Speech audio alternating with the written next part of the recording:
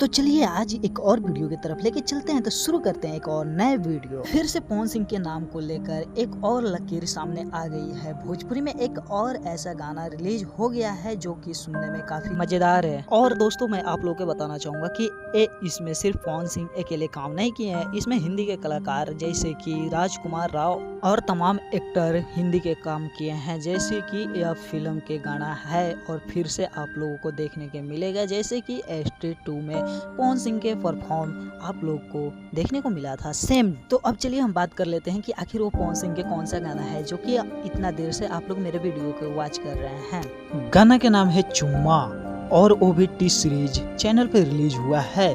सिर्फ 5 घंटा में 3 मिलियन व्यू ला चुका है और ना जाने कितना लाएगा। तब तो अभी तो जलने वाले की आग लगी होगी पिछवाड़े में। तो जी हाँ दोस्तों, आप लोगों को मैं बता दूं कि और भी अपडेट जानने के लिए मेरे चैनल को सब्सक्राइब कर लें ताकि और भी पवन सिंह के अपडेट आप लोगों को सबसे पहले मिल जाए मेरे चैनल के माध्यम से। जी हाँ दोस्तों, अगर आप पवन सिंह से प्यार करते हैं